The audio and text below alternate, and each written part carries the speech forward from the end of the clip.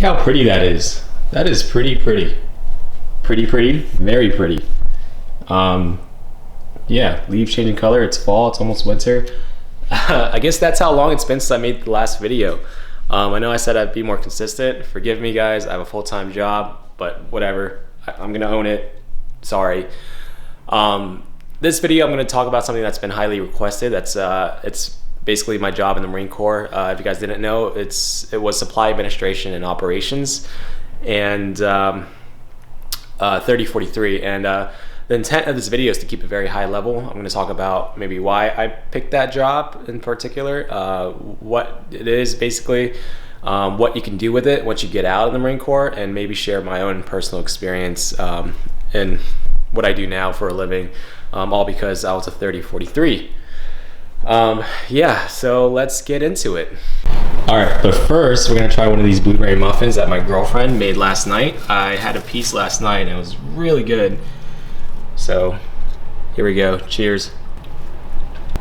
So good. If you guys didn't know, I used to be a fat kid. Well, I still am. Yeah. Ready? Hey! Let's go! Back!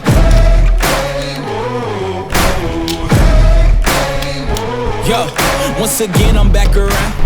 So originally I wanted to vlog outside and kind of take you through my day, sort of like a vlog style, but it is just so cold outside. It gets pretty cold here in Northern Virginia, Maryland, DC, DMV area as we call it. It's about like 40 out there, so we're gonna do it inside. But yeah, if you guys are wondering, I did move. This is a new apartment. Still in the Northern Virginia area, just different part of it. If you guys want a tour, it's technically a junior 1 bedroom, but it's like a studio. Yeah, it's not much to it. Got the kitchen, bathroom in here, living room area. I really love the high ceilings. And I think my favorite part, bedroom over there, but my favorite part is this view. This view is just absolutely amazing. I never get tired of it.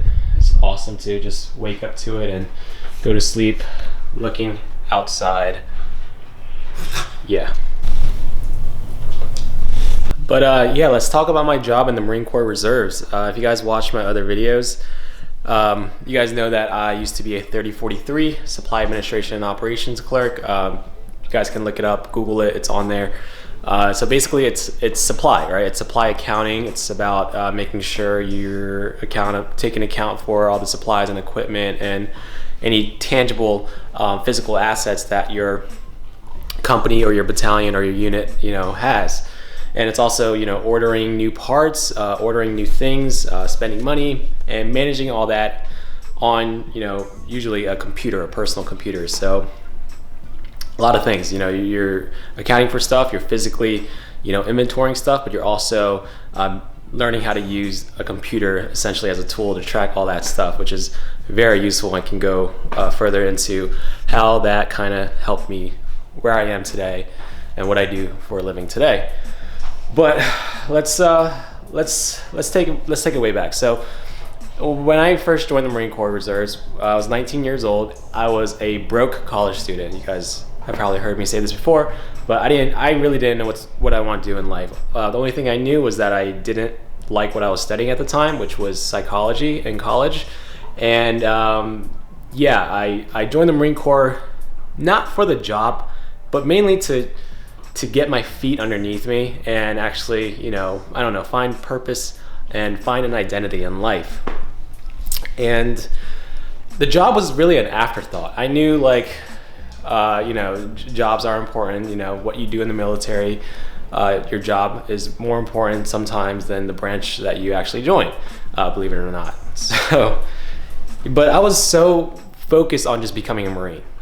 Luckily though, I think I picked a good job, meaning, I shouldn't say that. There aren't any bad jobs out there, but yeah, the way I saw it was, I knew I kind of wanted to pivot. I wanted to pivot what I was studying in college and pivot towards business, sort of like supply chain management sort of stuff. So I thought, hey, like this MOS is basically related to that. So I picked it. Requirements for the job. So if you guys didn't know, there's something called the ASVAB. It's a standardized test that you take when you before you join the military. It kind of pretty much assesses which jobs you're qualified for. And I think I scored somewhere, I think it was like an 84. It's from 1 to 99, 99 meaning you're smarter than 99% of people in the world. I think what matters more for this MOS is not your overall score, but what's called your GT score, your general technical knowledge of stuff. And that needs to be 110 or higher. I think I scored pretty high on that portion. It was like a 118, so I was very qualified for it.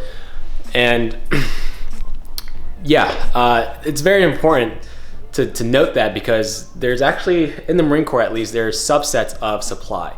So you have, what I did was the supply administration, and those Marines actually maintain the data in the database and use personal computers to track all those actions. And then you have folks called supply warehouse clerks, and they're more so doing the physical validation of the inventory in the warehouse. And I don't think you need to score as high as that. I don't want to say that they're box kickers, but you'll hear that term. Don't get me wrong, as 3043s we also kick boxes sometimes too. I know in the Army they kind of just roll all those subsets up and just call them 92 Yankees. They're all logistics specialists. Same thing for the Navy. LSs, logistics specialists, they all, there's no delineation when it comes to that job. But for the Marine Corps, for some reason, we do. We also have, I think, another MOS that just mainly does embarkation, which once again, I don't know why. I'm sort of freestyling this, so bear with me, but let's talk about MOS school. So if you guys didn't know, every Marine attends basic training boot camp, and that's 3 months long. And then right after that, you go to MCT, Marine Combat Training, that's about a month long. And then after that, you finally go to your MOS school, which is your job school. It's your respective, you go to the respective school that your job, the job that you signed up for. And for 3043s, that's in Camp Johnson. It's right next to Camp Lejeune in North Carolina. And that school for 3043s is I think 5 weeks long. It's a little over a month. And just to put things in perspective, the 3051s, the supply warehousemen, their training pipeline is only 2 weeks long for their MOS school. And the reason I think for that is because for the 3043s, we learned something called GCSS Marine Corps, which is, I think it stands for Global Combat Support System. And it's basically the IT system that the Marine Corps uses to track all their logistics, their supply stuff, the financials, all that, gets maintained in GCSS. So yeah, you basically learn, how to work that IS system. And I think it's a great first step into learning how to operate a computer and trying to, and basically getting your foot in the door with IS and databases and leveraging those sort of tools, which I think is pretty cool. And it's definitely helped me where I am today.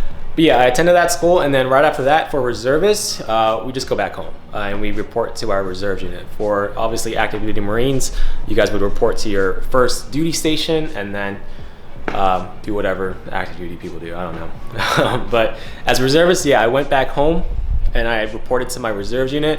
And this is where I kind of can go on a tangent about how 3043s leverage their skill sets and their job experience, or yeah, their skill set to help their reserves unit. So let me shed some light on this. As reservists, we spend 1 weekend a month at drill playing Marine. Now, I get it. Like, that's not enough time to be proficient at your job. But here's the thing, guys. So I was assigned to a petroleum unit, and I was one of 2 reservist supply Marines there. And if you guys didn't know, at a reserves unit, the reservists don't really get to do their job all that often, especially the supply Marines, because as 3043s, we're trained to use GCSS and actually coordinate and coordinate actions and track all that stuff in GCSS. But as reservists, you don't even have an account, right? Because you got to maintain it every 30 days, and it's just too much work. So for me, I never really had an account. However, that's not an excuse for you to just not do your job and complain, oh, I can't do my job. And I know everyone's situation is different, but for me, what I did was I took initiative, because they try to put me as a PFC and Lance Corporal, this will happen to you too. They're going to put you in the warehouse to kick boxes, to count stuff, Gore-Texes, whatever. And you'll probably do that for the first year or so. But once you prove to your senior, to your staff sergeant or your senior Marines that you're reliable and you're capable, when you ask for more responsibilities, they will give it to you because you're trustworthy. You've proven yourself to be trustworthy. So that's exactly what I did. So I asked my staff sergeant if I could learn, over the shoulder, what he was doing in GCSS, even though I myself personally did not have an account. So basically, that's what I did. And instead of now, going to drill and just counting stuff and fucking, handing out MREs, he actually trusted me to order some parts and actually play around in the system and do actual 3043 work. Now, I've talked to a lot of other reservist 3043s, and they complain about the same thing that a lot of people complain about, a lot of reservists complain about, and that's not having enough work to do or not actually being able to do their job. And guys, I'm gonna kind of toot my own horn here, but I'm PMP certified, if you guys know what that is. It's professional management, I never get this right, project management professional. And what they teach you in that PMP certification course is that good project managers, they don't wait to be given authority or power. They go out and they ask for it. They get shit done, right? It's like if you sit around and you're gonna wait for someone to hand you a promotion, it's never gonna happen. You have to create opportunities for yourself, and you have to get off your ass and find a way to solve problems. I first identify the problem and then solve it. Which actually leads me to my next point. You don't have to box yourself into your primary MOS.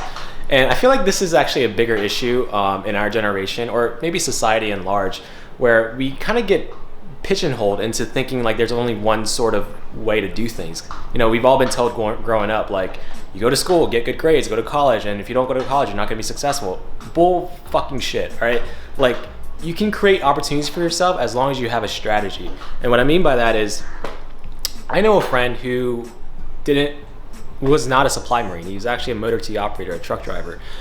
But he didn't limit himself to just being a motor T operator. Anytime there was an inventory going on or we needed some supply work, he volunteered and he learned how to do the job. So now he wasn't just a motor T operator, he was proficient in supply administration.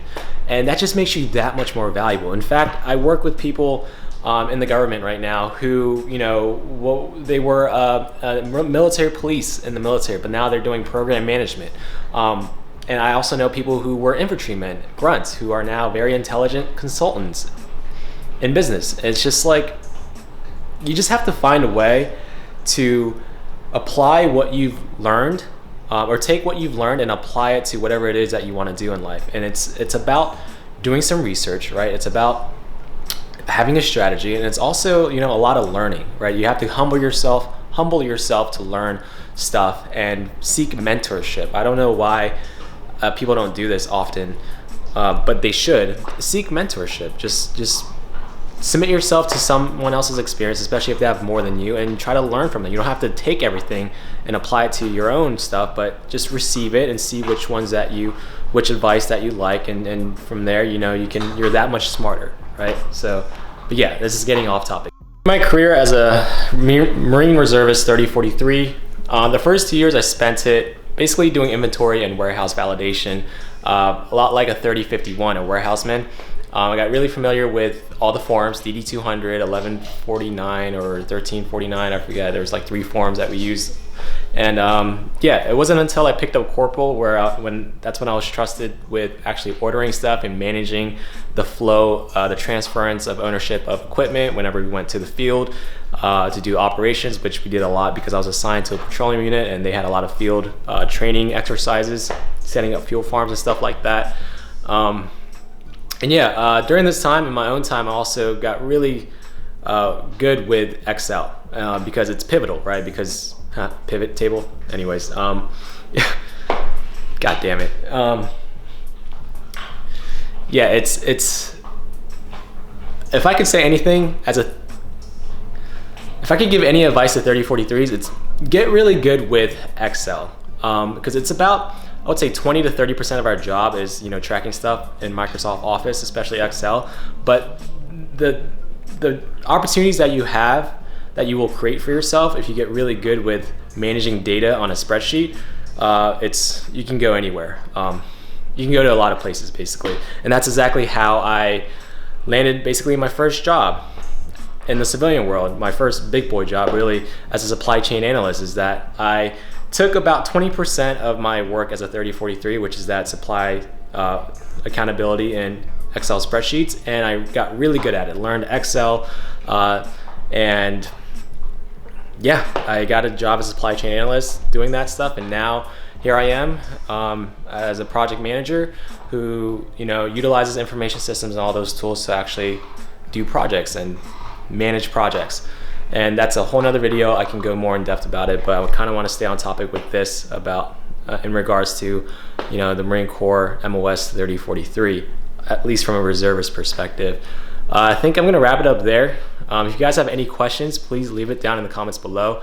Give the video a thumbs up. If you guys do, I think I'm going to invest more money into this channel, meaning I'm going to get a better camera because this one is very zoomed in on my face. I don't really like it. And some other stuff, maybe some editing software tools. All right, that's all I have. I'll see you guys in the next